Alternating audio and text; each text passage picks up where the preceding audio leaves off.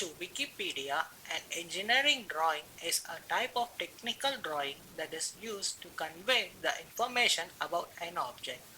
Let me explain with you an example.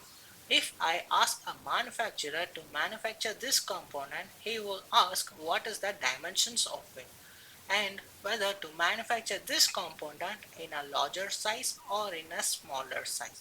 Instead of it, if I provide him with this drawing, he can able to understand what is the length of it, what is the breadth of it, and what is the thickness of the component, and also the whole diameter and much more specifications of the component in a very much detailed manner. So, as a result, engineering drawing is the way of specifying the dimensions and other specific features of the object in a technical way.